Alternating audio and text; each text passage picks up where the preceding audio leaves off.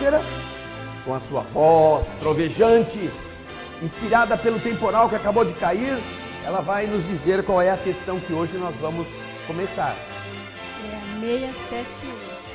Ela começa bem, vocês já notaram, né? É a 671. Ela começa bem e aí no 1 ela frouxa. Vai, de novo, Cícera. 671. Ninguém ouviu.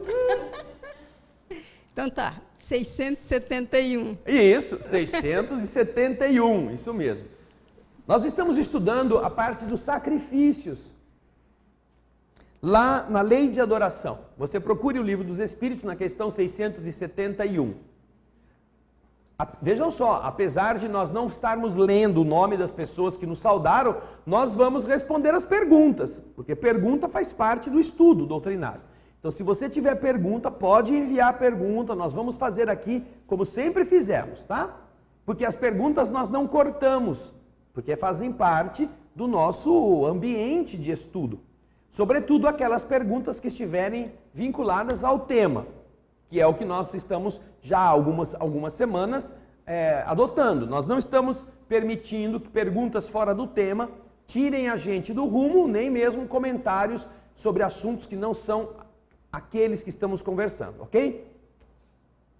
Bom, na semana passada nós vimos a questão 670.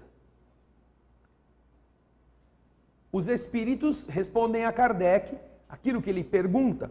Os sacrifícios humanos feitos com uma intenção piedosa alguma vez foram agradáveis a Deus?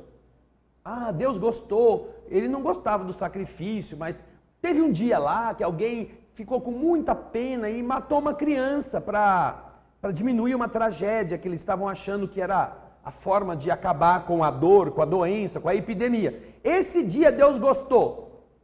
Kardec perguntou isso, na questão 670. Nós já vimos isso e vimos que nunca houve, jamais, um sacrifício que Deus tenha gostado, ou que tenha sido necessário. Então, a questão 670, ela é muito clara e a resposta também. Apesar de Deus compreender o nível evolutivo dos filhos que estão na Terra, a maneira pela qual eles tentavam regular a sorte ou as relações com a natureza, e muitas vezes se valendo de atitudes assim, isto não era um ato louvável que Deus aprovava. E é isso que ficou já em um fundo, como se fosse um cenário, para a questão que a Cícera disse que é a primeira de hoje. A questão 671 você vai ver na tela. O Andrezinho vai colocar para vocês o texto. É uma pergunta bem longa, que começa assim: que devemos pensar das guerras santas? O sentimento que leva os povos fanáticos a exterminarem o mais possível para serem agradáveis a Deus aqueles que não compartilham de suas crenças. Pareceria ter a mesma origem que aquele que os excitava outrora ao sacrifício dos seus semelhantes. É verdade isto? Esta mesma vontade de destruir os que são adversários de fé? São fundamentadas estas intenções basicamente nos mesmos sentimentos daqueles povos que antes matavam pessoas para aplacar a ira de Deus, o sacrifício dos seus semelhantes para conseguirem vantagens da vida material? Que devemos pensar das guerras santas? Hein, meninos e meninas que estão aqui hoje, que devemos pensar das guerras santas? Hoje ninguém vai escapar. Vamos lá, vamos começar pela Cícera. Vai lá, Cícera. Que devemos pensar das guerras santas? Bom, a gente se baseia no que está acontecendo hoje em dia no mundo, né? De países, que nem alguns muçulmanos, que eu acho que eles invadem outros povos. E você não quem é o agredido nunca vai aceitar aquilo como um ato de amor. Eu acredito nisso. Então, é uma coisa ruim.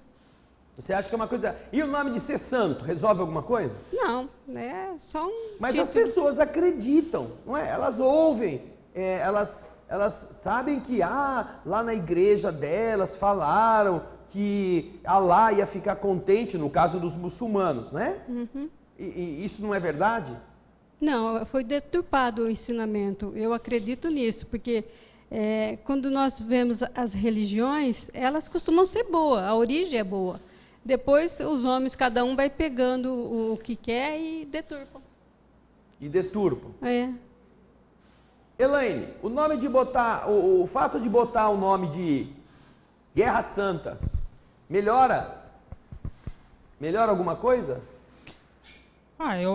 Eu penso que a ideia inicial talvez tenha sido, em algum momento tenha sido mesmo lutar por alguma coisa que eles acreditassem dentro da religião deles.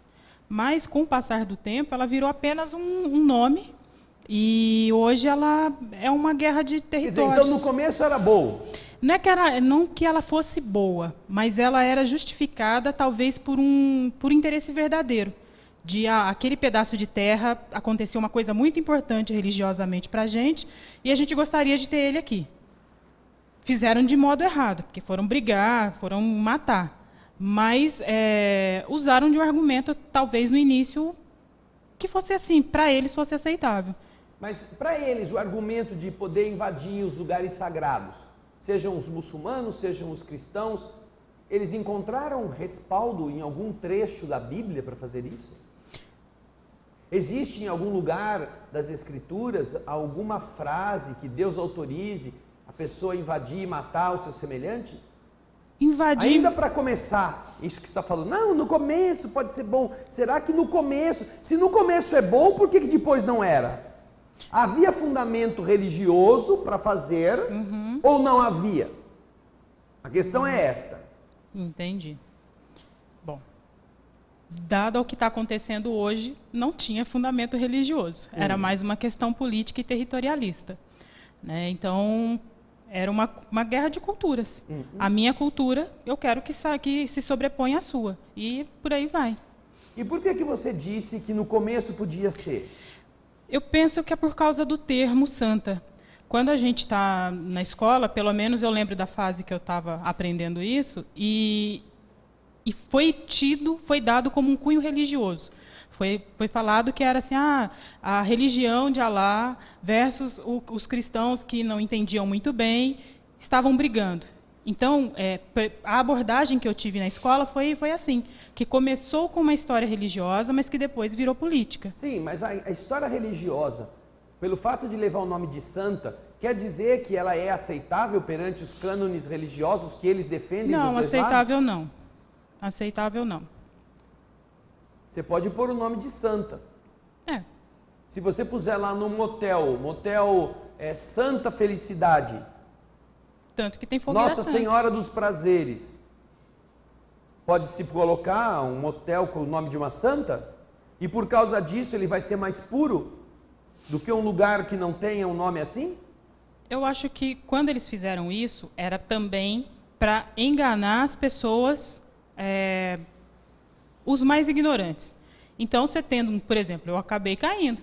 Então, se você tem um termo desse e quer angariar o maior número de pessoas atrás desse ideal, você coloca palavras que estejam no meio deles. Não, é porque isso não se chamava de Guerra Santa. Se chamava de Cruzada. Guerra Santa, depois as pessoas batizaram, né? Mas o interessante é que, por exemplo, o Papa Urbano II...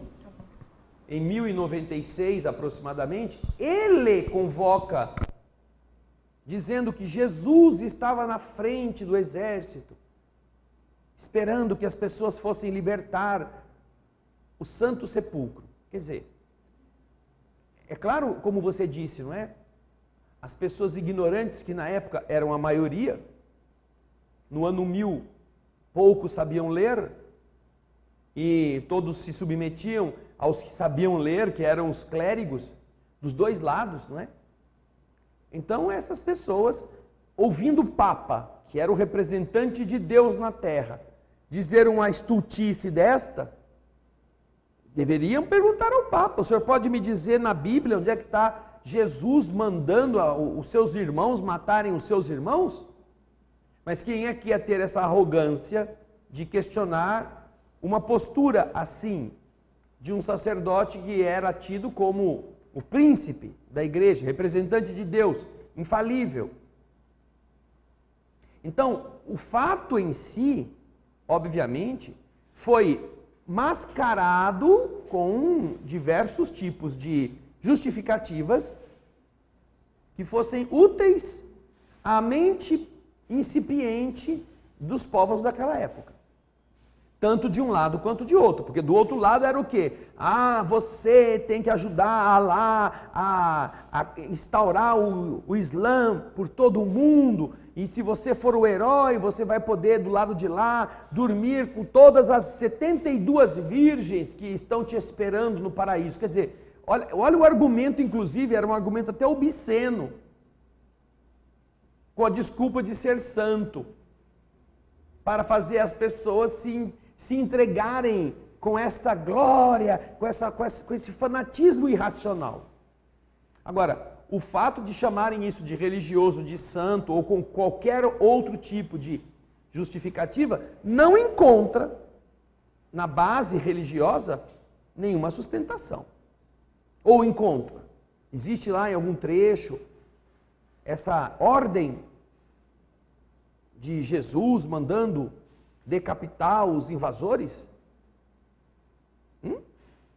Tem ou não tem?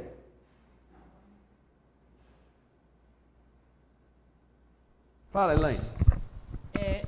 Isso não tem, mas conversando às vezes com alguns familiares, né, de outras crenças, eu vejo que algumas figuras ou algumas histórias, né, na Bíblia são interpretados de forma errada por quem conhece ou quer manipular, e aí você vê as pessoas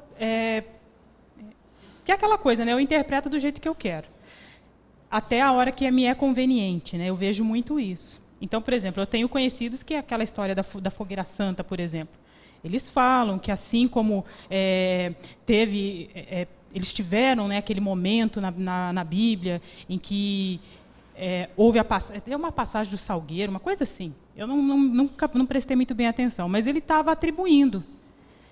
Quer dizer, eles arrumam alguns argumentos para justificar. Sim. Pega historinhas, né? Geralmente eles pegam coisas que estão no Velho Testamento. Isso, é o mais embasado. Né? Eles estão no Velho Testamento e usam o Velho Testamento quando lhes é conveniente, esquecidos de que, se eles se dizem cristãos, o livro dos cristãos é o Novo Testamento. Exato. Não é o Velho Testamento. O Velho Testamento é o livro dos Hebreus.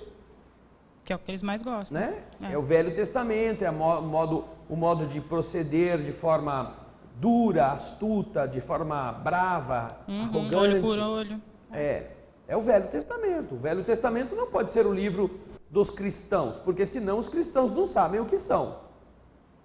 Não é a palavra de Deus. Não, Deus não pode se contrariar.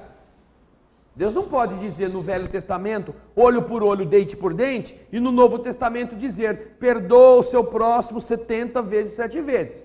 Ou não são os mesmos os deuses que estão escrevendo essa palavra sagrada. Porque são coisas totalmente opostas. Como você pode defender um lado quando te é conveniente, e quando é conveniente você muda de banda e vai pegar o Deus babante de ódio para justificar o ódio que você quer empregar para obter o seu interesse.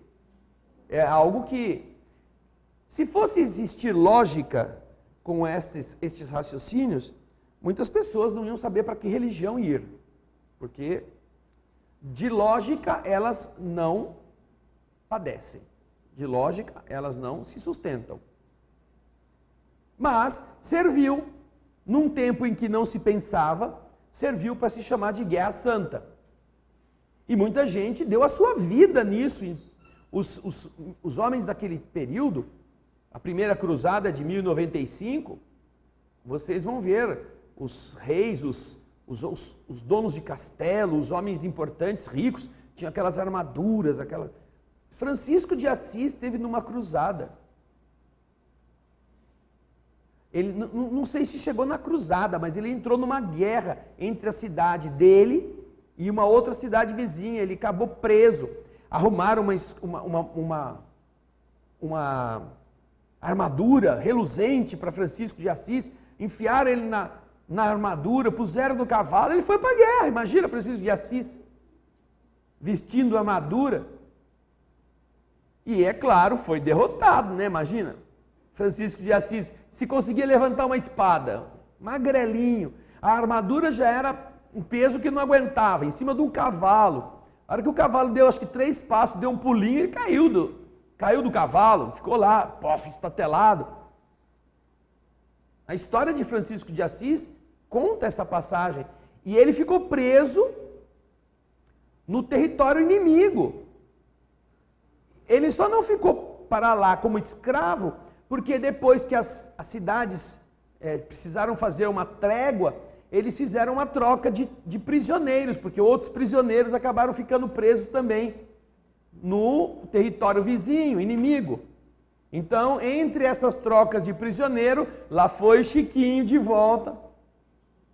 Mas você imagina, eles estão na época das cruzadas. Se em 1096 o Papa Urbano II lança o grito para combater, esse negócio se espalha por toda a religiosidade de então. E se você vê a data em que Francisco de Assis nasceu, você vai ver, as datas estão coincidentes. É o mesmo período, é o período das cruzadas. A Ana Paula está procurando aqui, mas é de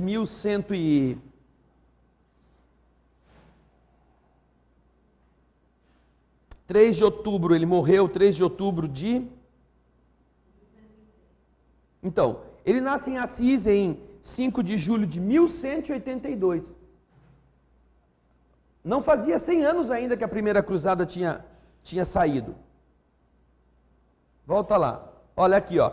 Entre a quarta e quinta cruzada, houve algumas expedições militares contra os infiéis. De uma delas, que aportou no Egito, participou Francisco de Assis. Ele, Francisco de Assis, teve a audácia de se fazer conduzir à presença do sultão, tendo somente sua fé por salvaguarda. O sultão o escutou com a maior atenção, como que subjugado. Como o bem-aventurado Francisco começasse a pregar e ofereceu-se para entrar no fogo, juntamente com um sacerdote sarraceno, para assim provar ao sultão que a lei do Cristo era verdadeira, o sultão respondeu: irmão, eu não creio que algum sacerdote sarraceno queira entrar no fogo por sua fé. Depois, temendo que alguns de seu exército, pela eficácia da palavra de Francisco, fossem convertidos ao Senhor, o sultão o fez conduzir com toda sorte de consideração e em perfeita segurança ao campo dos nossos, dizendo-lhe por despedida: reze por mim, para que Deus se digne de me revelar a lei e a fé que mais lhe agrada. É a tradição de Francisco. Mas antes desta história, existe a que ele está representando sua cidade numa guerra com uma cidade vizinha.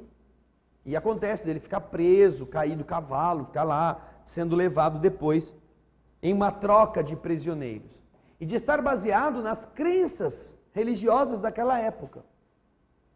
É mais ou menos como se Francisco Cândido Xavier levantasse as mãos e em cadeia de televisão dissesse: espíritas, o Senhor está pedindo que nós estraçalhemos os irmãos da crença XYZ para defender o seu nome. Imagina isso. Né? E a gente achar que, não, então se o Chico falou, nós vamos começar a guerra hoje. Era mais ou menos a liderança avassaladora da igreja, que mantinha todo mundo submetido. E os grandes, os homens de dinheiro, de poder da época, dependiam de alianças com a igreja, porque a igreja também era poderosa. Para se manterem em seus postos de comando, a igreja fazia alianças. Então essas realidades podem iludir alguém dizendo que Não, era guerra para libertar o lugar onde Jesus morreu. E daí? Jesus está pouco se lixando onde é que ele foi enterrado. O que ele deseja é pôr fogo na terra. Eu não vim trazer a paz, eu vim trazer a divisão. Eu quero pôr fogo na terra, mas não é o fogo da guerra, é o fogo da crença, do ideal, da descoberta da verdade. E eu tenho pressa que isso se acenda. Não é lá em Jerusalém, não é lá na Palestina, não. É em toda parte. Alguém quer comentar mais alguma coisa a respeito dessa pergunta? Tá com cara de que é, Elaine? Vai lá, Elaine. Não? Não, tô bem. Vixe. Aí, por fim, depois de 2 horas falando dele, chegou o Francisco de Assis na tela. Até você nem precisava ver o Francisco de Assis para imaginar o jeito dele, né? Cadê o Papa Urbano? Urbano II foi o Papa que deu início ao movimento das cruzadas para a libertação das terras santas, assim chamadas, não é? O Santo Sepulcro. É esse o senhorzinho, que eu não sei quem é que teve a condição de desenhá-lo dessa maneira, porque isso é de 1096, eu não sei se existe algum desenho que esteja no Vaticano com alguma imagem do Papa, porque aquela imagem do Francisco de Assis também é uma concepção artística. Não existe uma fotografia de Francisco de Assis para a gente ver a cara dele, a não ser algumas pinturas ou alguns esboços muito feios daquele tempo, não é? Em 1100 e pouco. Mas, de qualquer forma, a gente agradece os esforços dos trabalhadores para ilustrar aquilo que estamos falando. Agora nós vamos ver então a resposta da questão 671. A pergunta você vai ver de novo.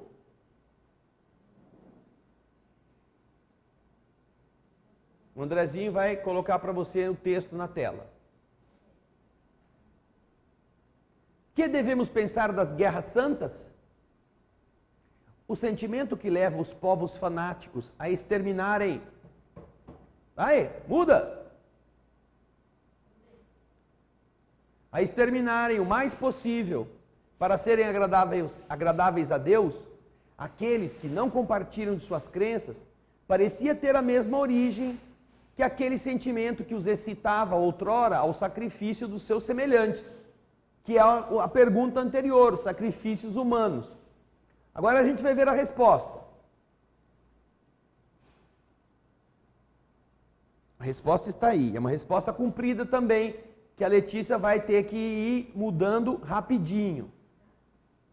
Eles estão possuídos pelos maus espíritos e guerreando com seus semelhantes, vão contra a vontade de Deus, que disse que se deve amar seu irmão como a si mesmos. Todas as religiões, ou antes, todos os povos adoram um mesmo Deus, tenha ele um nome ou tenha outro. Como provocar uma guerra de extermínio porque a religião de um é diferente ou não alcançou ainda o progresso dos povos esclarecidos? Os povos são desculpáveis de não crerem na palavra daquele que estava animado pelo Espírito de Deus e enviado por ele, sobretudo quando não viram e não testemunharam os seus atos. Falando de Jesus, Jesus foi enviado por Deus, mas os povos, nem todos os povos puderam sentir a presença de Jesus, eles não eram obrigados a acreditar. Os povos são desculpáveis de não acreditarem na palavra daquele que estava animado pelo Espírito de Deus, sobretudo quando não viram e não testemunharam seus atos. Como quereis que eles creiam nessa palavra de paz, quando ides dá-la de espada em punho? Como é que se consegue converter alguma outra criatura falando de paz e que se a pessoa não aceitar, você corta a cabeça dela? Eles devem se esclarecer e devemos procurar fazer-lhes conhecer sua doutrina pela persuasão e pela doçura, e não pela força e pelo sangue. Na maioria das vezes, não acreditais, vocês mesmos, não acreditais nas comunicações que temos com certos mortais. Por que quereríeis que estranhos acreditassem em vossa palavra, quando vossos atos desmentem a doutrina que pregais? Então vocês veem como os espíritos põem o dedo na ferida. Não existe guerra santa. O que existe é arrogância, é interesse. Todos acreditam num único Deus, ainda que tenham nomes diferentes. E estes deuses, este Deus, representado por este panorama distinto de acreditar, não pode contrariar-se, contradizer-se. Mesmo atualmente, os que falam da jihad, a guerra santa dos muçulmanos, não conhecem o Alcorão.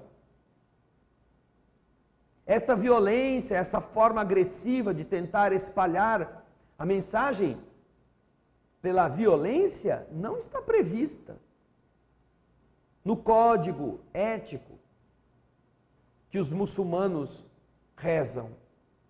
É talvez um processo semelhante ao que aconteceu com o Papa Urbano II, de manter aquela efervescência ignorante e fanática, levando as pessoas a tomarem atitudes extremadas, com promessas pueris e tolas, para estimular as pessoas a serem daquela forma.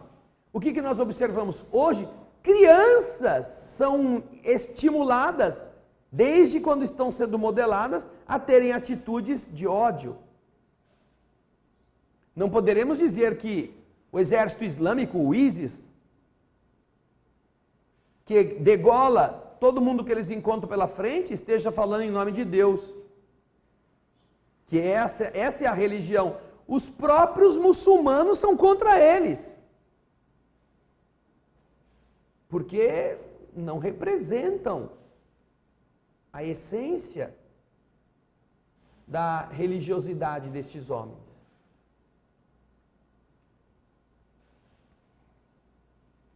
Então, nós já vemos que não importa que o nome seja santo, o que caracteriza a santidade é a observância dos postulados de santidade. Não a atitude oposta. E isso aconteceu em todos os tempos. Os homens que tinham um interesse de hegemonia impunham sua crença a ferro e fogo. Encontramos isso na Inquisição Católica, entre os próprios católicos. Usando de todos os recursos de perseguição e de tortura, desejavam fazer com que as pessoas se convertessem. E quando as pessoas eram conversas, elas eram autênticas cristãs, ainda acusadas de hereges, eles eram supliciados para se tirar a dúvida. Vejam só que coisa interessante. Vocês podem procurar a história de as bruxas de Salem. Houve uma época nos Estados Unidos em que um surto de acusações contra médiuns ou contra mulheres que tinham certo realce na sociedade, gerava inveja nas pessoas. Então, levantou-se a questão de elas serem bruxas. E a primeira, a que era mais importante, e vocês vão encontrar o nome dela, foi condenada à forca e foi enforcada, era a mulher mais devota na sua cidade. Era a que era mais pulcra, a que era mais exemplo de correção, e era a que era a mais rica. A mais rica. A história, mais do que a imagem, você pode procurar a história. Isso. Dá o nome da pessoa, dessa mulher que foi considerada bruxa, mas sem nenhum fundamento. Não, não é esta. Não, era uma mulher. É uma dessas. Ou é a Sarah Osborne, ou a Sarah Gold. É uma dessas, uma comunidade puritana. Houve um surto. E essa que era a mulher mais correta, mas também era a mais rica, acabou culpada e foi executada. Não porque fosse bruxa, mas porque fosse rica. E então muita gente invejava o que essa mulher possuía.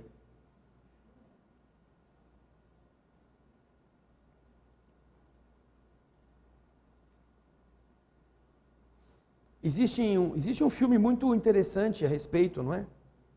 E isso foi um fanatismo absurdo gerado na mente de pessoas que se diziam religiosas, eram chamadas puritanas, comunidade puritana de pessoas protestantes, que levavam a Bíblia a ferro e fogo naquelas interpretações literais. E porque duas meninas começaram a falar coisas assim meio fora do fecho, começaram então a desconfiar que era o Satanás que estava entrando na comunidade, e por causa disso começaram a perseguir qualquer mulher que tivesse um comportamento diferente, que fosse muito recatada, que fosse muito séria, ou que saísse em horas específicas do dia. Qualquer motivo era motivo para jogar a suspeita sobre elas, e aí não adiantaria de modo algum as pessoas dizerem que não eram.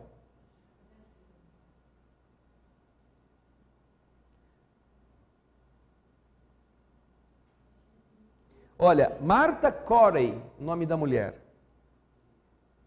outra acusada de bruxaria, causou ainda mais pânico. Por quê?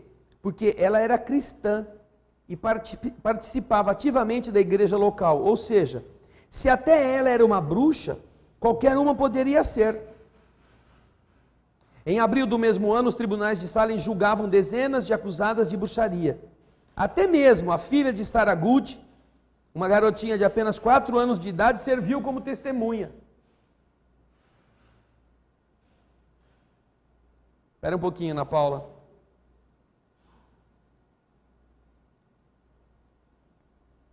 O primeiro julgamento foi o de Bridget Bishop, acusada de bruxaria por ser fofoqueira e promíscua. Se isso ainda valesse hoje, hein? Fofoqueira e promíscua. Continua lá, Ana Paula. Ainda que tenha dito que não tinha qualquer envolvimento com bruxaria, ela acabou sendo considerada culpada e se tornou, no dia 10 de junho, a primeira pessoa enforcada sob acusação de bruxaria. E só piora. No mês seguinte, mais 5 mulheres foram condenadas ao enforcamento. Em agosto foram mais 5, em setembro 8. À época, tanto o ministro Cotton Mather quanto seu filho, então presidente de Harvard, pediram ao governo para que não considerasse sonhos e visões como evidências em testemunhos. Eu tive um sonho, eu tive uma visão que a fulana era bruxa. Pronto, isso bastava.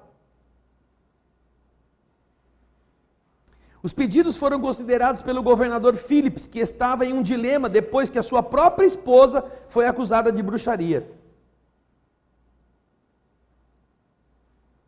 Ou seja, nós estamos vendo onde chega o desatino quando uma sociedade não tem uma base lógica para analisar as coisas. Obrigado, Ana Paula, obrigado, Letícia.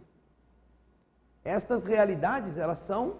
Vocês estão vendo aí As Bruxas de Salem, é um filme que também conta essa epopeia. Que é apenas mais uma da longa história em que a ignorância tomou as rédeas do governo e executou os que eram opositores. Caso, por exemplo, dos inquisidores nos diversos locais. Alguma pergunta, alguma dúvida, algum comentário sobre isso? Vamos para a pergunta 672. Agora Kardec, vendo que as oferendas já foram também descartadas, oferendas de seres humanos, não é? Ele faz uma pergunta interessante. Quando se faz oferendas a Deus dos frutos da terra, isso tem mais mérito aos seus olhos do que o sacrifício de animais? A oferenda que se faz a Deus de frutos da terra tem mais mérito aos seus olhos que o sacrifício de animais? Que são os frutos da terra? Alguém me dá um exemplo? Irene, espera chegar o microfone. O arroz, feijão, O arroz, o feijão, o milho. milho, são produtos que frutas. nascem do cultivo, não é? A terra, quando é tratada dessa maneira, ela frutifica o que você planta. Então ele está perguntando, ao invés de a gente colocar, deixa a pergunta lá, ao invés de a gente colocar corpos para serem sacrificados, no caso corpos de animais, se a gente usar os frutos da terra, sei lá, abobrinha, abóbora, melão, chuchu, e a gente colocar isso lá na oferenda, isso tem mais mérito aos olhos de Deus do que o sacrifício dos bichos? O que vocês acham? Hilda? Espera um pouquinho, deixa chegar o microfone. Eu acho que tem mais mérito, sim, porque o ser humano não foi destinado para tirar a vida deles, né? O ser humano o quê? Não pode ser tirada a vida deles. Não pode? A vida deles ser cortada. Deles quem? Dos seres humanos. Mas ele não está perguntando de ser humano, está falando de animais. Ah, dos animais, é. Porque os animais também faz parte da população. E os frutos, as coisas não têm vida? Tem vida também. Se você não molhar o pé de abobrinha, ela não morre? Não frutifica. É. Ela não morre? Ela não gera, né? Não cresce. Então a gente está dizendo que Deus só preserva os bichos, os Não. vegetais. Os vegetais ele deixa que a gente mata. Não, Pode matar os vegetais, verdinho pode morrer. Não, eu acho que Deus, ele aceita como é que fala? A intenção do fato. Não sei me expressar. Né? Então vai pensando aí. E você, ô Cícera, o que você acha?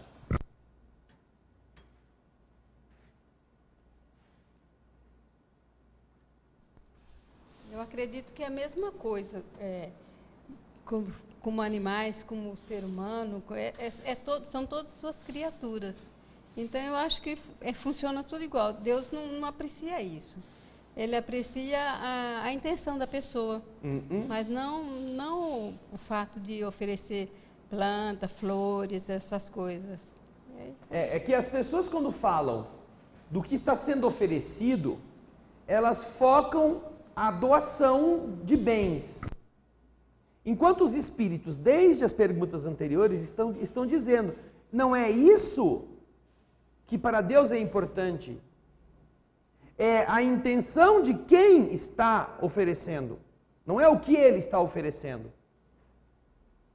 Portanto, seja uma bolinha de gude, seja um diamante, seja uma noz, seja um caminhão de feijão, seja uma formiga, seja uma virgem, para o Criador do universo essas coisas são inúteis. A única coisa que vai ser levada em consideração é a intenção de quem está oferecendo. Não é o que se está oferecendo. Agora, naturalmente, entre você não precisar derramar sangue, porque quando você pega o animal e mata, aquele é um ser individual. Mas você pega, por exemplo, do pé de jaca, uma jaca e leva lá, tem mais de 300 mil jacas lá que vão nascer.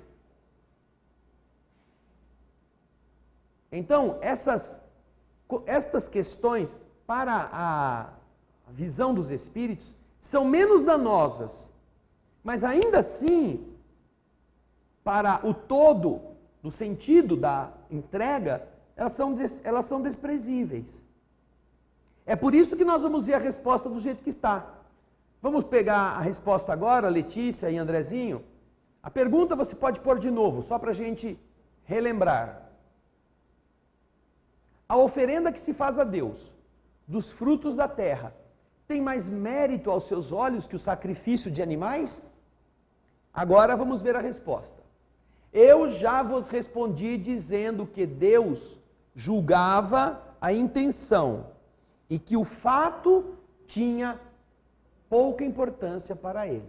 Qual era o fato? Ser animal, ser vegetal, ser mineral. O fato tinha pouca importância.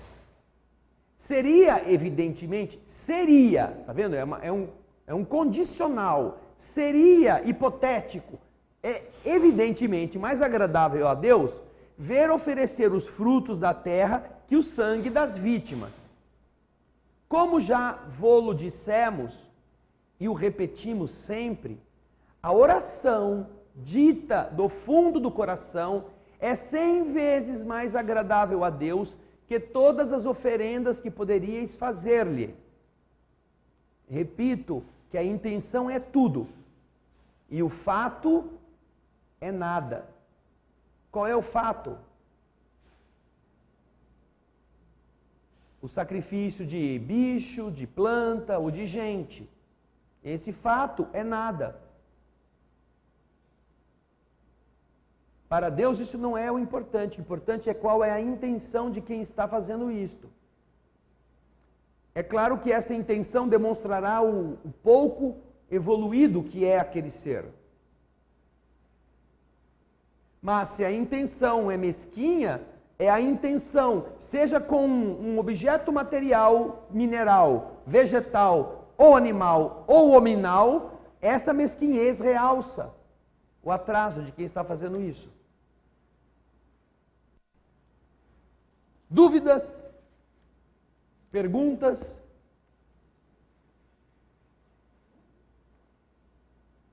Alguém já fez alguma oferenda aqui? De alguma forma? Levanta a mão. Além de mim, alguém já fez? Só porque eu levantei a mão, agora vocês estão com coragem de vencer a vergonha na cara? Vamos lá. Ana Paula, o que você já fez de oferenda?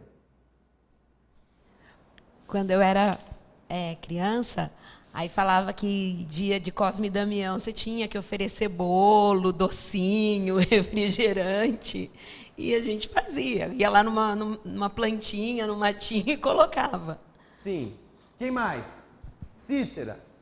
Agora o povo está descobrindo que já foi tudo gente pagão. Vai lá. Não, eu era católica. Católica. Eu morava num colégio de freiras até. E eu tinha um monte de margaridas, era a coisa mais linda. Eu sou grandona, né? Eu andava no meio das margaridas, eu ficava assim. Aí eu pegava, arrancava uma e levava lá na capela e punha para o santo lá. Punha uma flor para o santo. É. E a Cláudia? Fez oferenda do que, Cláudia? É só das oferendas que dá para contar, tá bom? Não quero que vocês fiquem se sentindo obrigados a falar. Já dei sabonete para Iemanjá e flores. Flores e sabonetes para Iemanjá, né? Ok. Eu, quando era criança, eu ia todo recreio, eu ia na capela. Todo recreio. Então, eu pedia para... Era uma escola católica, apesar de a gente sempre ser espírita, desde quando nascemos, com a educação que recebemos. Tinha uma noviça que era assistente da professora, eu ia sempre atrás dela para ela me levar na capela, antes de terminar o recreio. E eu deixava sempre um pedaço do meu lanche separado, e tinha um santo, uma imagem de Nossa Senhora, que ela ficava em cima de um globo, meio globo, e o pé dela pisava numa víbora. E ela ficava com a mãozinha assim. De um lado era Nossa Senhora, do outro lado era Jesus. Os dois ficavam com a mãozinha assim. Eu falava assim, ele está com fome, ele está pedindo um pedaço do meu lanche. Aí eu ia lá, depois que a noviça me deixava e ia fazer as coisas dela, eu ia lá, olhava bem, subia num banquinho e botava o lanchinho assim na mão dela. E ia embora, né? Porque vai que a freira visse. Né? A gente pensa que aquele ser... Mas não fazia isso porque, não, disseram que você tinha que dar isso para o Espírito. Não, eu achava que, como eu comia, aquele era o momento de eu ter o meu lanche, né? Era uma das formas de eu também dizer obrigado a ela de dividir o meu lanche. Um dia eu punha na mão da Nossa Senhora, no outro dia eu punha na mão de Jesus, quando dava, né? Porque às vezes a noviça ficava lá dentro e eu ficava com vergonha, aí ficava o pedaço na lancheira, né? Mas era uma forma que a gente, como criança, a gente pensa que funciona. De uma forma ou de outra, faz alegria desse, faz alegria daquele. E essas são coisas muito assim. As crianças, elas acabam sendo muito envolvidas nessas cerimônias, nesses rituaizinhos de, vai falar com o duende, vai deixar isso aqui lá para parar de chover, faz uma oferenda para Santa Clara, né? Esse negócio de... Como se a Santa Clara fosse capaz de parar de fazer chover ou de não chover. Oi?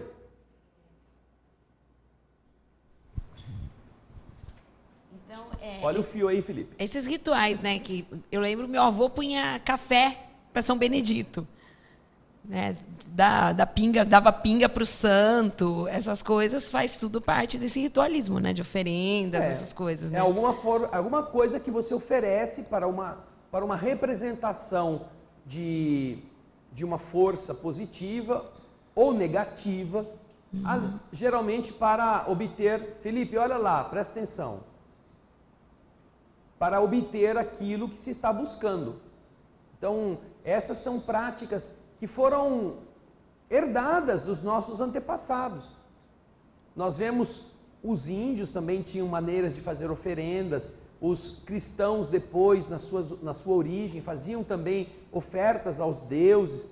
Era aquele começo de um relacionamento com uma força invisível e incontrolável. Então a gente tentava, né, ser amigo do cara importante, ok? O que mais? Tem alguém que tem mais alguma... Certamente que quando Deus via, ou o Espírito das Águas via o sabonete, ela não precisa de sabonete para tomar banho, né? Ou não precisa de flor para se sentir no palácio lá da Iemanjá, cheia de flores. Não, até porque a flor na água salgada vai virar vai morrer logo. Nem a Nossa Senhora ou Jesus precisava do pedaço de pão que eu punha lá do meu lanche. Então, naturalmente, a intenção de quem está fazendo isto é que santifica o propósito que você estava oferecendo.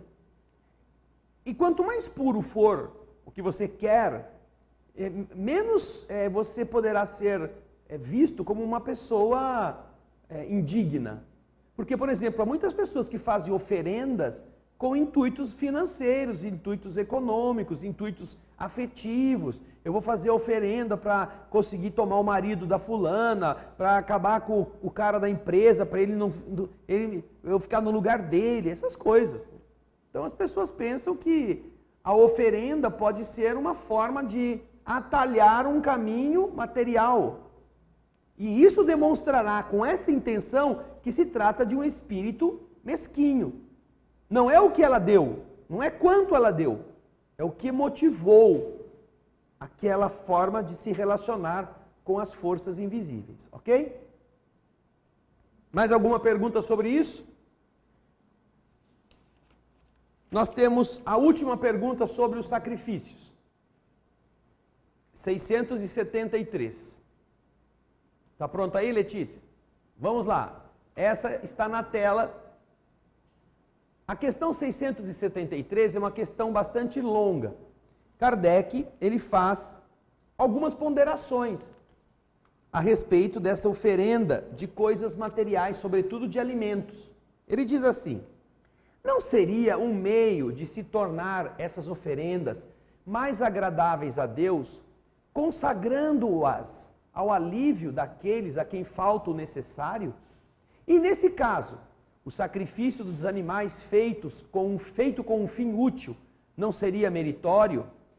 Embora tivesse sido abusivo, quando não servia para nada, ou não aproveitava senão as pessoas que de nada precisavam, matar boi, matar ovelha, era o sacrifício que eles jogavam lá no fogo para chegar a Deus pela fumaça. Mas se matassem esses animais para dar carne para comer os que não têm comida, se consumissem coisas materialmente em favor de outras pessoas que pudessem, com isto, ter uma vida menos difícil, se o objetivo do sacrifício fosse o de diminuir a dor do nosso semelhante, isso não seria meritório? É o que ele está perguntando. Não seria um meio de tornar as oferendas mais agradáveis a Deus? E então, o que vocês acham?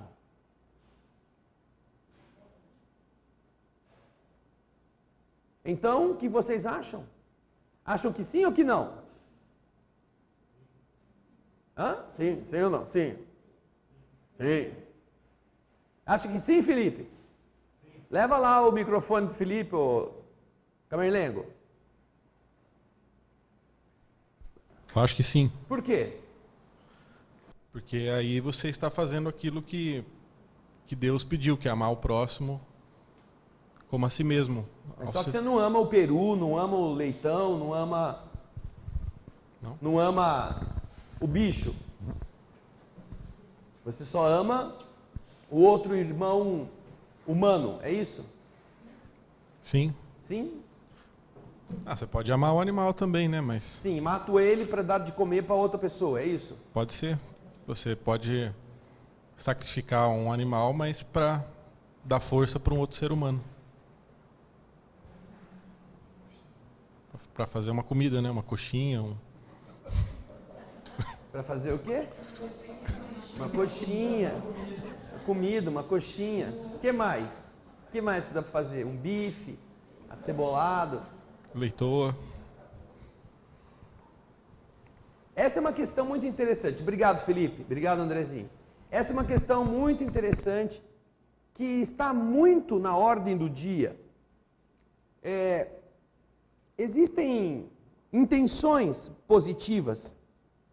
E eu me recordo que na tradição religiosa católica existe, na Semana Santa, um dia em que você é chamado, se você é católico, a não comer carne.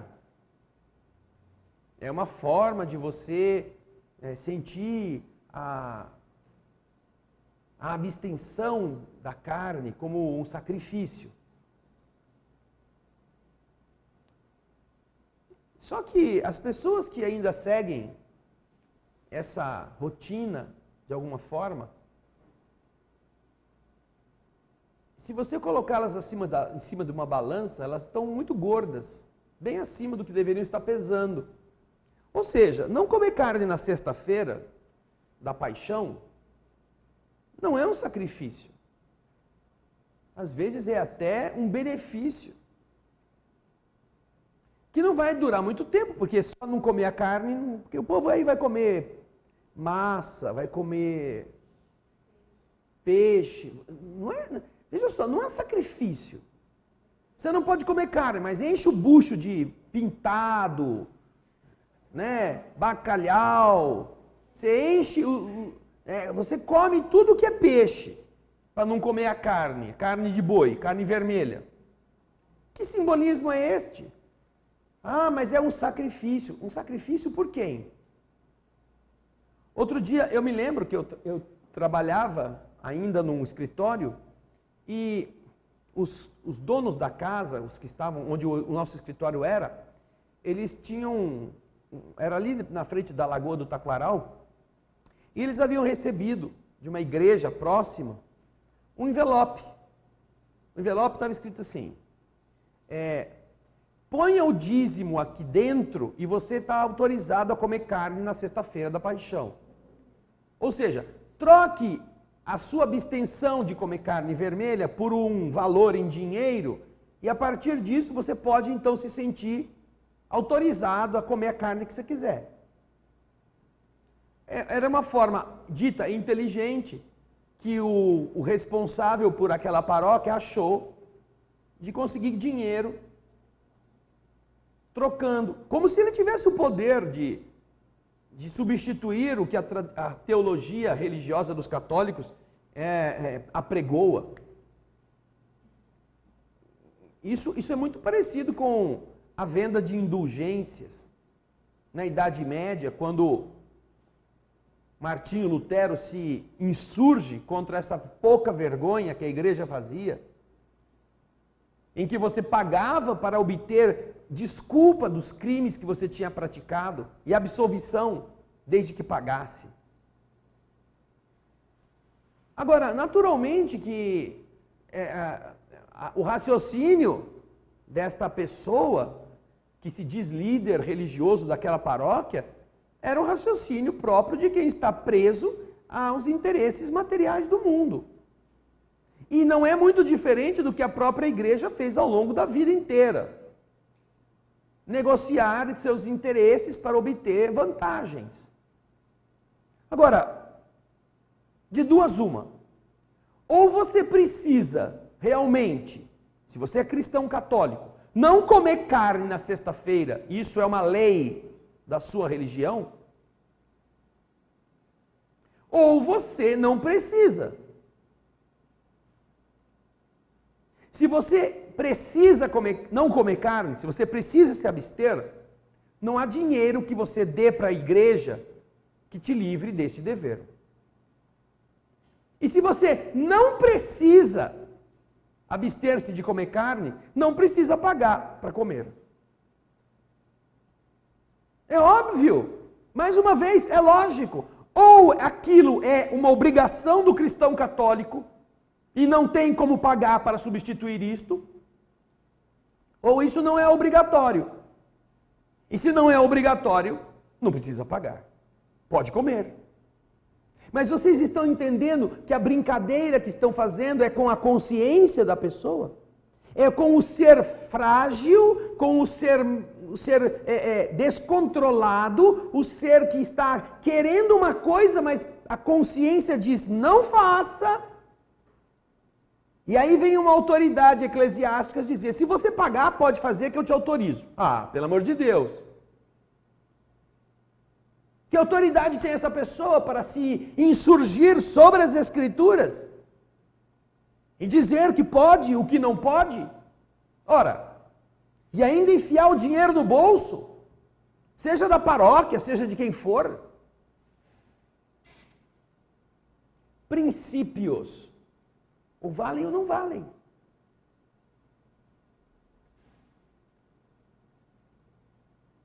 Agora, qual é o problema de comer carne na sexta-feira? Não, porque é um pecado. O pecado é comer carne. Então, para uma pessoa que não faz 3 meses que não tem dinheiro para comer carne, no dia da sexta-feira aparece um bife para ele. Ele não pode comer o bife porque é pecado. Vai morrer de fome porque não pode ingerir carne naquele dia? Ora, é isso que vai deixar Jesus feliz? Se você vai comer ou não vai comer um pedaço de carne de animal, carne vermelha. Mas você pode comer peixe, carne branca. Ah, é? Qual que é a diferença? Proteína? Ah, então não podia comer boi, é isso? Era o sangue. Isso era o pecado? Essas abstinências, e o próprio livro dos Espíritos fala disto, essas abstinências feitas por rituais, por tradições, são inúteis. Não tem nenhum valor na prática. Seria muito mais útil que a pessoa não comesse para dar aquilo que ela ia comer para outro comer. Aí sim, o sacrifício da sua fome, do seu alimento, seja na sexta-feira, seja em qualquer dia, para outro comer, isso é nobre. Isso sim. Mas simplesmente não comer porque a religião proíbe, porque a data não deixa, ou porque não é conveniente, não, isso não tem valor nenhum, absolutamente. E aí vem a pergunta. Se a gente fizesse o sacrifício, 673, se a gente fizesse o sacrifício a oferenda agradável a Deus, consagrando este sacrifício ao alívio daqueles a quem falta o necessário. O sacrifício dos animais feito com um fim útil não seria mais meritório? Embora tivesse sido abusivo, quando não servia para nada, ou não aproveitaria senão as pessoas de que nada precisavam? Não teria alguma coisa de verdadeiramente piedosa consagrar-se aos pobres as premissas dos bens que Deus nos concedeu sobre a terra? Não seria meritório fazer isso? Vamos ver a resposta? Vamos lá, Letícia. Deus abençoa sempre aqueles que fazem o bem. Aliviar os pobres e aflitos é o melhor meio de honrá-lo. Não digo com isso que Deus desaprova as cerimônias que fazeis para pedir-lhe, mas há muito dinheiro que poderia ser empregado mais utilmente e não o é. Deus ama a simplicidade em todas as coisas. O homem que se liga às coisas exteriores e não ao coração é um espírito de vistas estreitas. Julgai se Deus deve interessar-se mais pela forma do que pelo fundo. Deus aprecia quem faz o bem. Não precisa ser em sacrifícios de animais. Deus aprecia quem faz o bem. Quem dá alimento, quem diminui o sofrimento no frio, quem dá remédio, quem alberga, quem compreende, quem conversa, por amor aos outros. Isto é importante. Esse é o sentido da adoração. Não é fazer um ritual, ainda que ele respeite os rituais que as pessoas escolheram fazer porque acreditam neles. Mas, imagine uma pessoa que diga assim: Senhor, eu ia matar esse cabrito, eu ia matar esse bode na encruzilhada, porque eu queria que o meu patrão tivesse um infarte. Só que como eu sei que tem muita gente passando fome, eu vou matar o bode e vou dar carne para essas pessoas que estão passando fome, mas ainda assim eu quero que o meu patrão tenha um infarte. Ah, o fato de você ter dado a carne para os pobres comerem significa que é bom então o que você fez? É ou não? Não, não pode ser. Porque a sua intenção não é boa. Você não está fazendo aquilo para fazer o bem. Você está fazendo aquilo usando a carne para um outro fim, mas o seu desejo é o de prejudicar uma pessoa.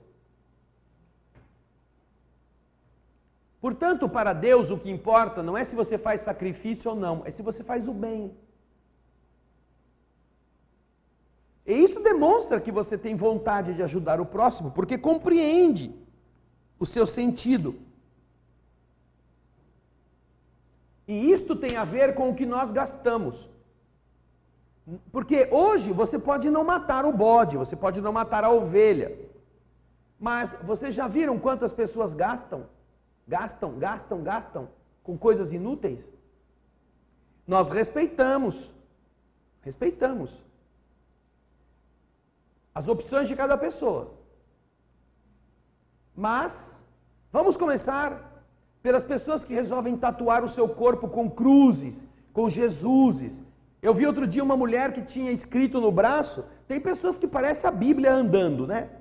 Parecem a Bíblia. Se você pegar a Bíblia, não tem tanto versículo escrito por página, como tem a pessoa por centímetro de pele. Estava lá, e livrai-nos do mal, amém. Estava escrito aqui, depois estava escrito atrás, nas costas, ela estava com uma camiseta cavada, aparecia assim. Livrai-nos do mal, amém. Tá. Quanto que ela gastou para fazer isso? Quanto custa uma tatuagem? Eu não faço a menor ideia. Dependendo da quantidade de letra, do tamanho, de quem é que está fazendo. Eu não sei como que eles cobram isso. Então. Ah, você está tatuando a sua pele e pedindo para Deus livrar você do mal. Amém. vai dar 400 conto, que disseram mais ou menos que às vezes vale, para se sentir protegido com o escrito na sua pele. E aí você pode ser tão torpe como sempre foi, visitar os piores lugares, achar que você está com o corpo fechado porque escreveu uma tatuagem dessa, botou uma cruz inteira no peito, tatuada. Prenderam hoje o traficante lá, não sei quem, em 157. E ele estava fazendo o quê? Estava tentando fazer cirurgia plástica para tirar umas tatuagens do corpo dele. Talvez tivesse escrito, Jesus me proteja. Está querendo apagar, o cara era um traficante.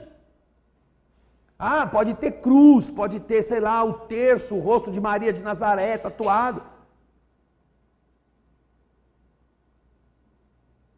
O simbolismo é respeitável, mas a conduta será que ajuda?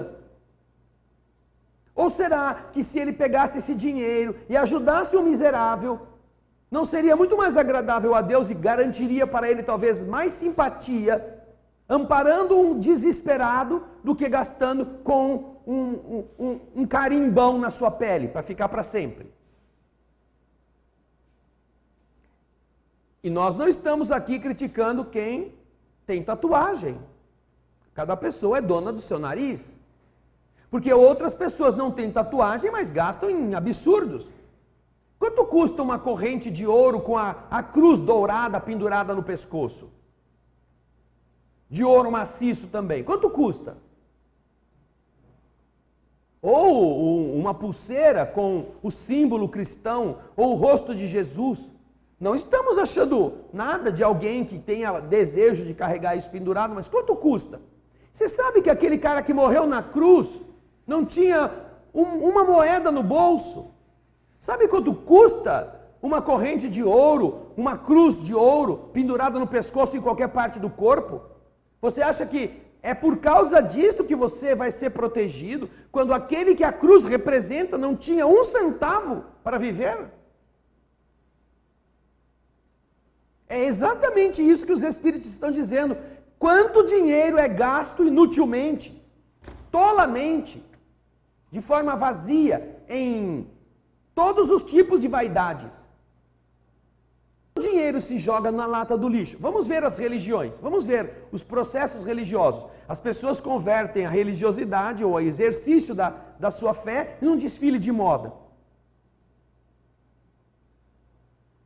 Aí, ó, livrai-me de todo mal. Ah, parece que foi a mesma pessoa que eu vi na rua.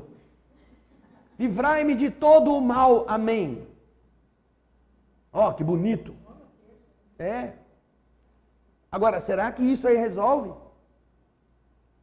Se a pessoa tivesse pego o dinheiro que ela usou para gastar fazendo isso, e tivesse convertido isso em ação no bem, não seria mais vantajoso para ela? Não seria mais agradável ao universo? Mas a pessoa paga o que ela puder para ter um negócio desse, até parcela. Mas deixa alguém faminto por aí sem ajudar. E aí tem o restante, como eu estava falando. As pessoas vão nas igrejas vestidas com a melhor roupa. Por quê? Qual é o motivo? Alguém pode me responder? Por que que você vai? Não importa a sua crença. Por que que você vai na sua igreja vestida com a roupa mais chique que você tem? Por quê? Porque foi desse jeito que Jesus andava? Era assim? E é esse o interesse de uma religião que se diga cristã, fazer as pessoas ostentarem, sem pensar naqueles que não têm dinheiro para vestirem-se bonito?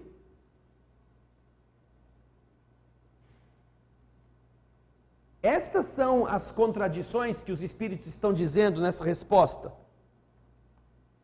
Deus ama a simplicidade em todas as coisas. Não digo que Deus desaprove as cerimônias que fazeis para pedir-lhe, mas há muito dinheiro que poderia ser empregado mais utilmente e não o é. Mais utilmente.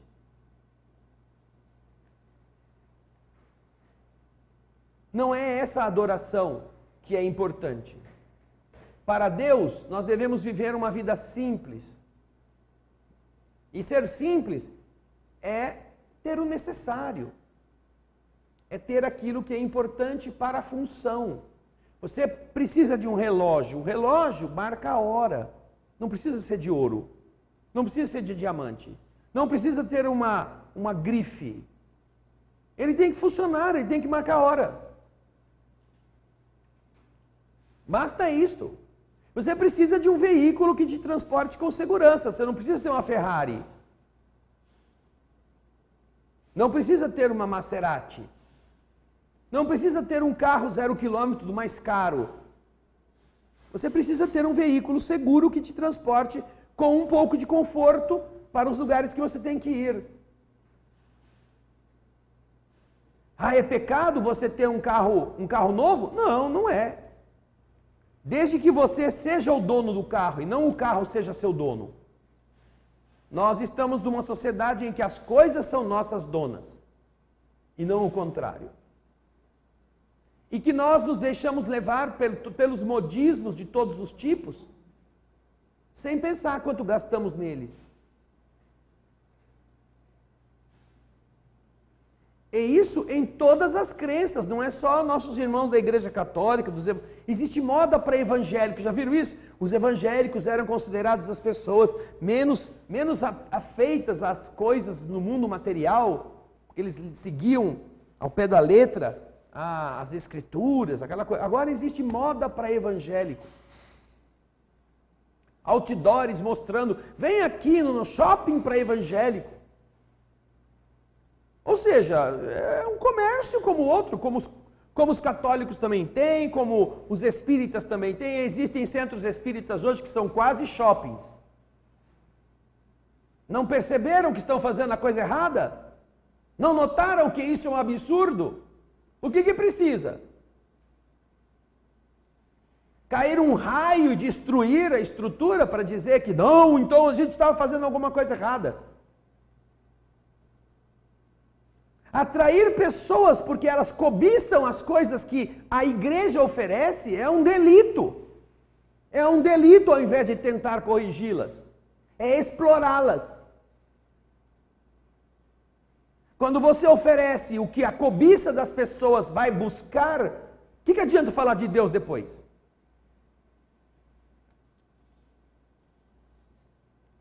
O Senhor expulsou os vendilhões do templo e nós temos visto os vendilhões se instalando no templo, de todas as crenças, inclusive espíritas, como se isso fosse normal.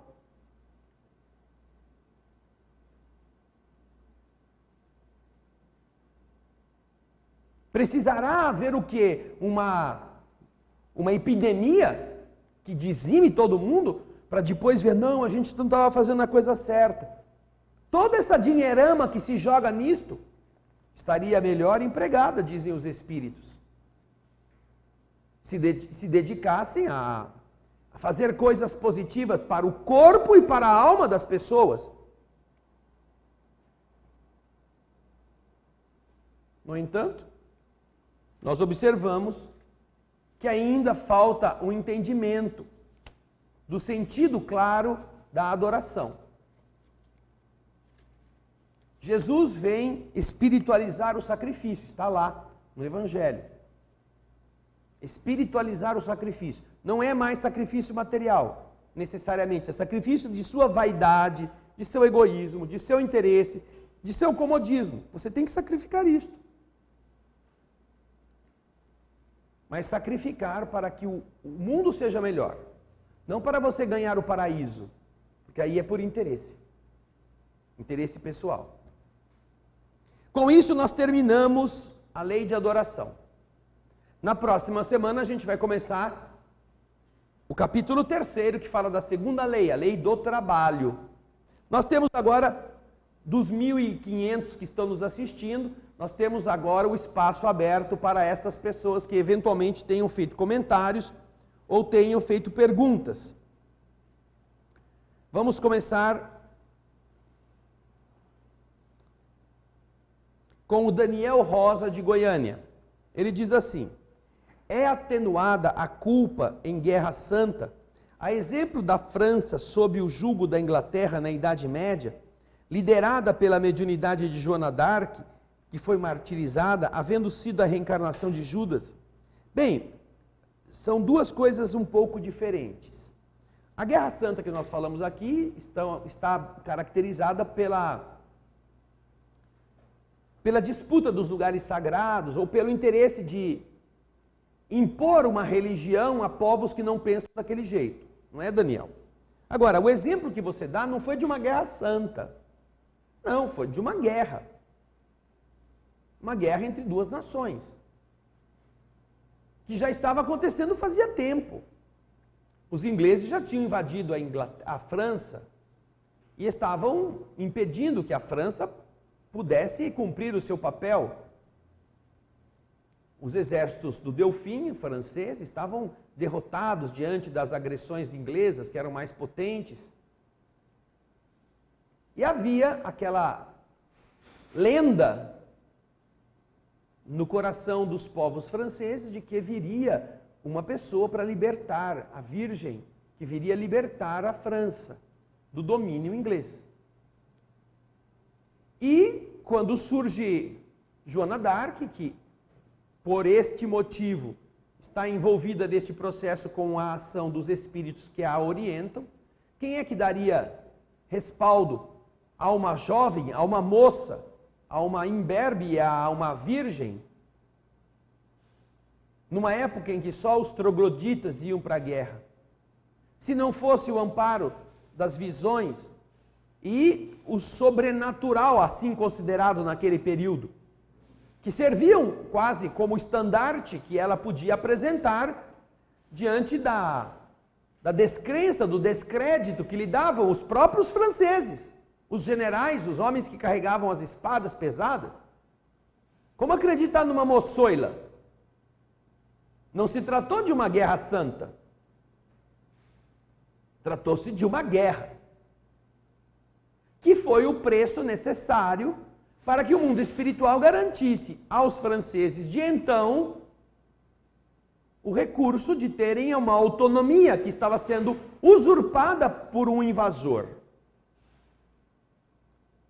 Naturalmente, ninguém cogitou de que era o Deus dos franceses guerreando contra o Deus dos ingleses. Não, não é uma guerra santa.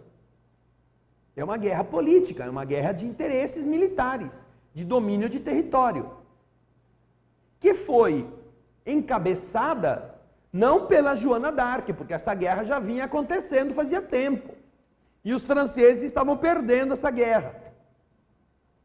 Mas foi graças à ação do mundo espiritual, utilizando Joana, que os franceses recuperaram a esperança e a vontade de guerrear e de vencer sob a proteção daquele ser que eles achavam era o enviado, que a lenda dizia, uma moça.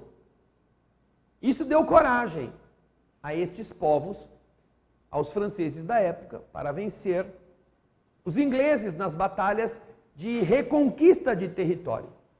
Mas aí o que acontece é que, envolvida pelo prestígio de ser a libertadora, ela então não se deixou contentar com as conquistas que eram suficientes. Ela quis ir adiante e, sem o respaldo das forças espirituais que estavam lhe autorizando, ela engendra uma jornada por conta própria, achando-se importante, invencível, e acaba tomando na cabeça, acaba perdendo. E isso leva a uma situação bastante complicada. E ela então não escuta mais as vozes, ela acaba sendo entregue pelo próprio rei que ela coroou para os inimigos, os ingleses, que querem julgá-la. Vejam só, não é? Como as tricas políticas acabam repercutindo sobre as almas que têm débitos em relação a isso. Como você lembrou aqui, trai Jesus, entregando o Senhor ao inimigo. E ela agora, por sua vez, é traída pelo próprio rei, que ela garantiu o trono, entregada por ele aos inimigos, que vão acabar com a vida dela. As imagens da tradição de Joana d'Arc estão colocadas aí, para vocês verem. Mas não se tratou de uma guerra santa, não. Tratou-se de uma guerra. Então, você fala de culpa.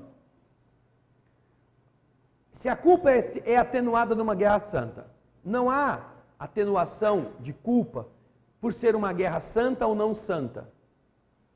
Quando nós estudamos o livro dos Espíritos, e vamos chegar a isso na questão da guerra, nós vamos entender que a guerra não pode ser uma forma de piorar a condição do espírito que foi obrigado a passar por ela. Nós não poderemos ser apenados por termos sido convocados ou pelas circunstâncias nos terem colocado numa guerra. Você não fez nada para ir para a guerra, mas você é membro de uma coletividade, é membro de uma sociedade, é membro de um núcleo civilizatório, de uma nacionalidade que precisa que você guerreie. São as leis deste período, daquele período. Mas não é porque você foi à guerra que você tem culpa. Perante o universo, nós não seremos apenados por termos ido à guerra e até mesmo por termos matado na guerra. Não. Nós seremos apenados por toda a crueldade que nós exercitarmos por causa da guerra. Porque matar alguém em defesa própria é instinto.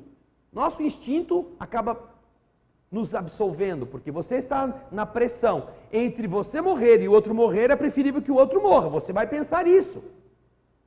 Mas, quando já não é mais o instinto que está em jogo, e sim aquela volúpia de fazer o outro sofrer, que é a crueldade, isso já não é do instinto, isso é do homem inteligente. Ele escolheu ser assim. Ele escolheu não apenas tirar a vida do soldado inimigo, mas ele escolheu esquartejá-lo aos pouquinhos, fazê-lo sangrar gota a gota. Isso é crueldade. Portanto, o que vai medir a nossa responsabilidade não é se a gente matou na guerra, é se nós formos cruéis com nossos adversários. Não é porque a guerra é santa ou não é santa que isso atenua. Não, o que atenua é a nossa postura diante das circunstâncias. Isto sim. E é o próprio livro dos Espíritos que nos fala a esse respeito. Tá bom, Daniel? Muito obrigado pela sua pergunta. Um grande abraço. Ah, tá bom. Alguém tem alguma pergunta que queira fazer dentro do tema que nós estamos tratando? A gente tem aqui ainda uma pergunta que não é do tema, que é da Andréia, de Franca. Sempre li as obras espíritas, romances e estudo, mas nada especificamente de Jesus, a não ser o Evangelho.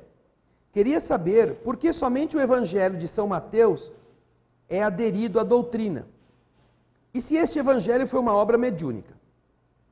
Bem, Andréia, em primeiro lugar você vai ter que pesquisar melhor, porque não é só o Evangelho de São Mateus que é usado na doutrina espírita. Aliás, existem evangelhos, eu acho que todos eles no seu índice possuem, um índice das passagens dos evangelhos canônicos utilizados. Eu vou pôr aqui na tela para você ver. Você vai ver aqui, olha, nesta câmera. Ó, aqui o Evangelho de São Lucas. Tudo isso aqui é citação do Evangelho de São Lucas. Está no índice. Aqui, ó, Evangelho de São Marcos. O Evangelho de São Marcos é o menos profícuo, ele é o mais curtinho. Esse aqui. Olha os capítulos e olha os versículos. Continua aqui em cima, ó. Aqui, ó. Bem aqui. Depois você tem o Evangelho de São Mateus, que é o mais longo. Tá vendo, ó? Olha, toda esta página aqui são citações do Evangelho de São Mateus. Mas olha, antes está o de São Lucas e o de São Marcos. E você vai encontrar também a citação do Evangelho de João. Evangelho de João Evangelista, uma página antes.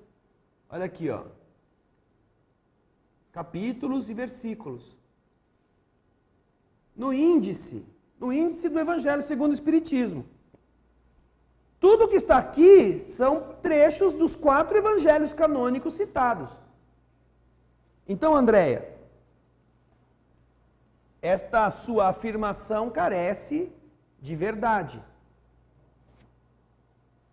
Agora, todos os evangelhos, eles são obras de pessoas e que sofreram ao longo do tempo modificações, por interesses de todos os tipos.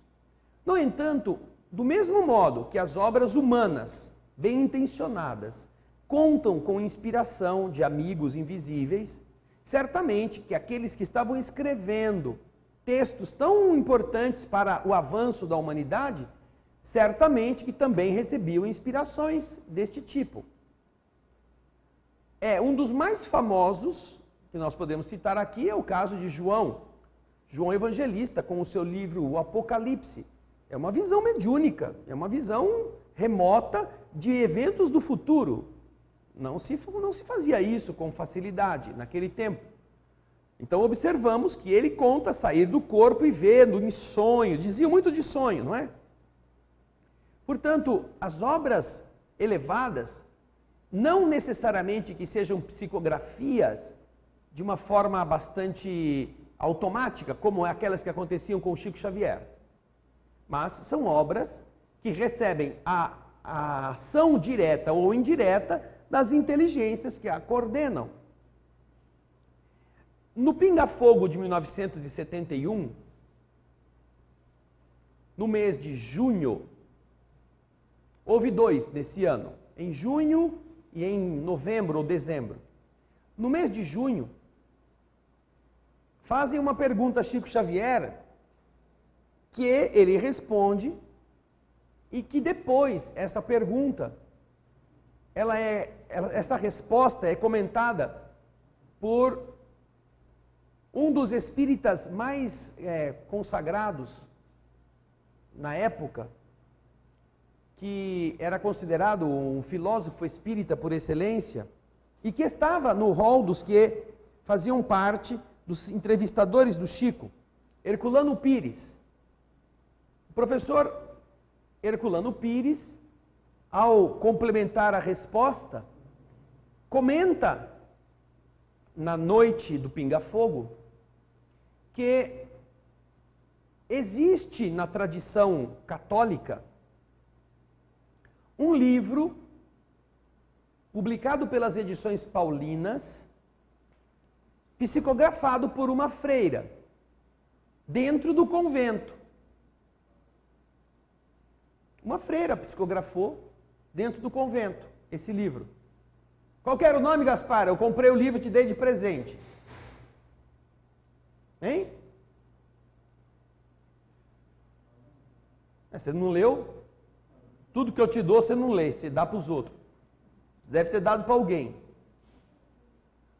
O professor Herculano Pires dá o nome do livro e conta que se trata de uma psicografia católica, que até hoje está disponível nas livrarias católicas, se você quiser. Eu comprei 6 volumes.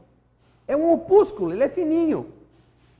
Entrei na internet, numa livraria católica, fiz a encomenda, recebi em casa. E devo ter lá alguns exemplares. As meninas estão procurando a psicografia católica. É esse pedaço aí mesmo, ó, o trecho do programa Origem das Obras Psicografadas. Esse daí. Tem 2 minutos. Achou o vídeo? Vai dar para passar com áudio ou não? Então não adianta, né? Mas põe o vídeo aí para o povo ver o Herculano Pires, Andrezinho.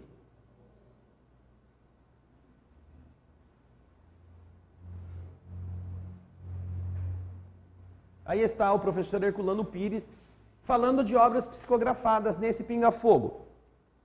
E ele diz, nesta inserção de seus comentários, que há essa obra católica, que num convento na Espanha, uma freira que habitava o convento foi visitada por uma madre que havia morrido no convento.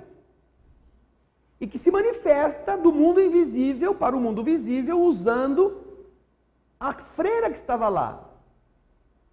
Vocês acharam o nome do livro aí, Ana Paula? Ana Paula está ouvindo o áudio do professor Herculano Pires. E existe, eu não me lembro agora o nome, mas existe, porque eu comprei o livro. E aí ele diz, falando ainda das obras psicografadas, do mundo católico, que a primeira psicografia santa que se conhece, obtida do mundo espiritual para o mundo físico, se chama Os 10 Mandamentos. Escrito em pedra. A primeira psicografia.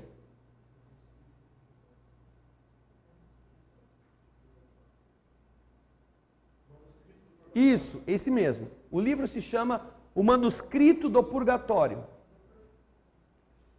Você vai procurar, deve ter aí está em português hoje, já foi traduzido pelas próprias edições paulinas. O Manuscrito do Purgatório é uma obra psicografada pelos católicos,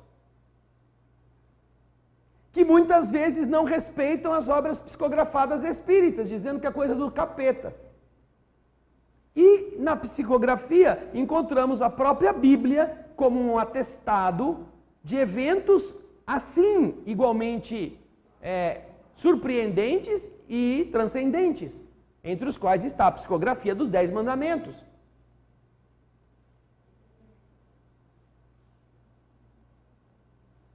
Eles estão procurando a capa, é um livro que tem várias versões, mas todas elas autênticas, e a editora é uma editora católica. Obrigado, meninos. Meninas também. A Letícia está transmitindo a imagem para o Andrezinho, e o Andrezinho estará depois colocando para você ver que é uma verdade, não é uma invenção.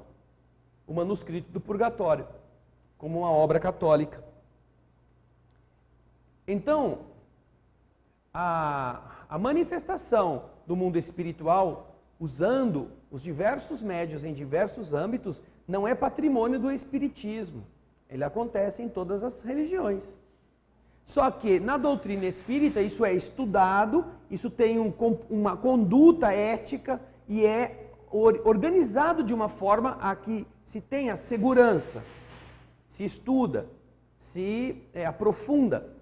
E quando isso acontece, o resultado costuma ser mais coerente do que em outros caminhos que fazem segundo os seus próprios critérios. Achou aí? Vocês vão ver na tela. É esse mesmo. O Manuscrito do Purgatório. Edições, o que mesmo está escrito ali? Paulina? Não sei se é Paulina que está ali, não.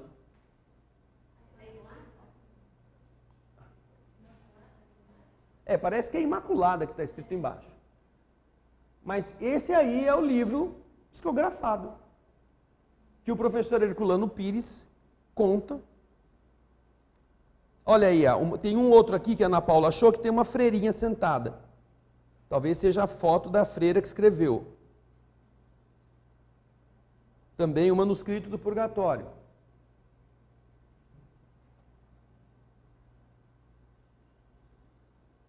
Então, gente, apenas uma notícia na resposta da pergunta da Andréa Daldi. Volta lá na pergunta, Ana Paula, por favor. Se o Evangelho é uma obra mediúnica, se nós temos psicografia católica, temos os 10 Mandamentos como um processo psicográfico que usou a força magnética de Moisés para plasmar os fenômenos que esculpiram na pedra, como a própria Bíblia conta, ou a força divina atuando sobre a pedra de maneira direta, todos os passos positivos que a humanidade dá estão sob a ajuda dos espíritos amigos, mesmo quando seja a nossa assinatura que a gente coloca embaixo. Como alguém que escreveu um texto bonito, pensando sobre ele, mas que no fundo está também sendo intuído. Para os espíritos não importa que você não diga que foi uma obra mediúnica, quando foi obra sua. É diferente quando você, como médium, sente a presença dos Espíritos, tem horário, tem disciplina e sabe que quem vai escrever por você são eles. Aí, você assinar como coisa sua é usurpação da ideia, não é você. Mas, eventualmente, na profissão, nos esboços artísticos, ou pessoas que têm alguma atividade que de repente precisam muito, médicos que estão num momento difícil de uma cirurgia, não sabem o que fazer e de repente, pum, tudo começa a dar certo, eles estão sendo ajudados. Porque para os espíritos é um momento de ajudar a pessoa que está passando pela dificuldade. Não importa se eles não vão ser os famosos, eles querem ajudar o doente. Tá bom, André? Muito obrigado pela sua participação.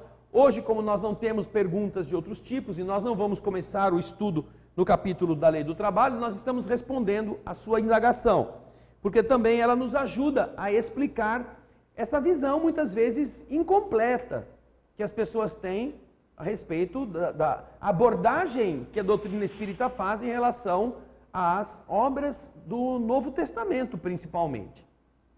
Por isso é que, se você procurar no índice dos evangelhos, seja da edição da FEB, seja da edição do ID ou da LAC, você vai ver essas referências com uma tábua, às vezes um pouco distinta, não igual a essa que eu passei a você. Alguns colocam as tábuas de citações bíblicas nestas áreas, quando é o índice analítico, que é o índice que faz a referência de capítulos, às vezes eles não têm facilidade. Então eu já vi esta tábua das citações bíblicas no começo, como uma das primeiras folhas depois da introdução do Evangelho.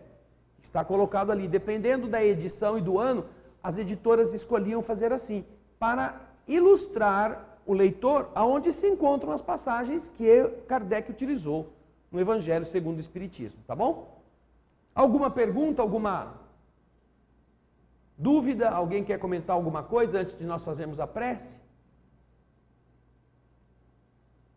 Já tem gente dormindo aqui antes de apagar a luz. E aí, Gaspar, tudo bem com você? Manuscrito do Purgatório, Gaspar, o que ele conta? E ó, foi um presente, hein? Um presente que eu dei para ele. Fala, Gaspar. Eu cheguei a ler, tem alguns relatos lá que a madre, agora eu não lembro. Chuta logo, vai. Não vou chutar, não. É uma coisa meio confusa no começo, tem muito... Não é um livro psicografado como a gente está acostumado a ler. Exato, Não é um livro espírita vindo por Chico Xavier. Era por uma outra freira. Mas quem escreveu o livro foi a morta, a freira desencarnada. Né? Então, ele existe, vocês viram a capa. Se tiverem interesse, procurem e vocês poderão ter o livro como uma referência histórica. Tá bom? Então, já que não há mais ninguém querendo fazer perguntas, nós vamos fazer a prece e nós agradecemos a participação de todos vocês pela internet. Foram mais de 1.600 pessoas fazendo a sua participação chegar até nós. Vamos fechar os olhos para fazermos a prece. Obrigado, Senhor, por podermos ao longo destas semanas entender o mecanismo que nos liga às forças do universo através da adoração, que não são os presentes que colocamos ao pé dos altares, aquilo que compra a benevolência, a complacência do universo. Que o universo não se conduz pelos padrões que os homens se conduzem. Aqueles que muitas vezes se sentem obrigados, pelo presente recebido, a retribuir com a mesma importância. Que nós aprendamos que as forças invisíveis desejam a nossa transformação. E é justamente o sacrifício de nossos defeitos, o esforço de melhorarmos, a forma generosa de conduzirmos-nos diante dos obstáculos, o carinho que externemos àqueles que nos ferem, o respeito para com todos, não importa de que crença. Tudo isto representa um sacrifício do nosso atraso, que é o mais agradável a Deus. Envolvemos a terra toda nas vibrações de carinho. Agradecemos de coração a dedicação desses trabalhadores que aqui, em diversos ambientes, puderam ser os que levaram a câmera, levaram o microfone, levaram as pesquisas, levaram o sinal, receberam os e-mails, conversaram com as pessoas e que aqui, por alegria, cooperam para que o mundo seja melhor mais depressa. Envolve, Senhor, os idealistas, que aqui comparecem mesmo enfrentando a chuva forte, para que a TV Alvorada pudesse hoje transmitir a todos a sua mensagem. Mas que o mundo também se sinta envolvido pelo coração amigo de todos os que oram conosco agora, criando esta verdadeira teia luminosa que envolve as nações da terra e que vibra pela paz, pela lucidez dos seus dirigentes, pelo pacifismo das nações e dos povos. Que um dia, Senhor, não exista mais quem oprima por interesses e quem chore por ter sido injustiçado. Mas que nós não implantemos este mundo usando a espada para defender a paz. É o mesmo equívoco que os Espíritos nos revelaram na resposta das perguntas desta noite. Quando os homens tentaram implantar o teu Evangelho com a violência da espada. Que nós aprendamos a viver com doçura e retidão, idealismo e coragem, aquilo que acreditamos. E que isto seja o suficiente para estimular outros a desejarem também provar o néctar do bem, mesmo sem sermos bons ainda. Que a prece de Pai Nosso que deixamos aos teus pés possa envolver todos os telespectadores em suas casas, todos os seus familiares nas casas onde estejam, e todos os povos da terra, e os nossos irmãos dos mundos que se preocupam conosco para o nosso bem. Seres de outras terras, conectados no mesmo sinal de amor universal. Pai Nosso,